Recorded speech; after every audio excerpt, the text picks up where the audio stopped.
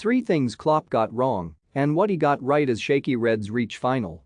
Liverpool boss Jurgen Klopp must have breathed a major sigh of relief after surviving a mighty scare against Villarreal on Tuesday night.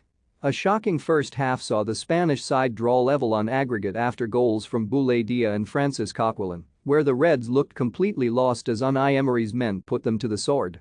But Liverpool resumed control after the break and deserved to go through after the introduction of Luis Diaz completely changed the game.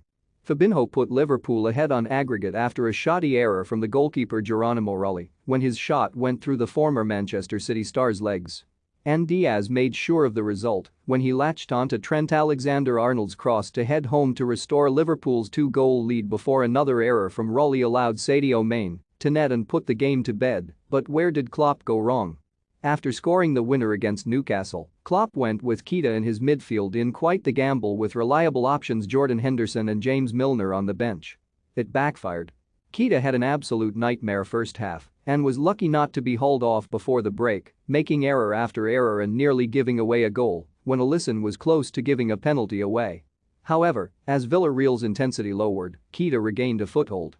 It did not take a genius to understand that the Estadio de la Ceramica would be rocking tonight and that Villarreal were set to fly out of the traps, but Liverpool failed to match their intensity.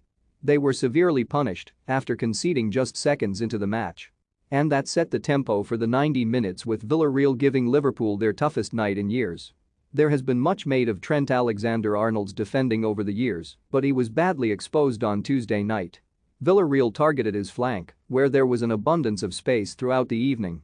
But Andy Robertson was guilty as well, failing to deal with both goals conceded in a surprise shocker for the Scotsman in the Champions League.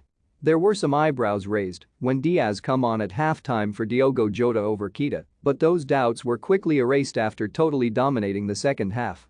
The Colombian was his usual box of tricks, while he also gave the Reds an outlet going forward, especially down the left-hand side. And his performance was rounded off with a brilliant and brave header to give Liverpool back their 2-goal lead, effectively ending any hope of a comeback after their nightmare opening 45 minutes. Villarreal can commend themselves for a brilliant fight, but they just could not live with the squad depth at Klopp's disposal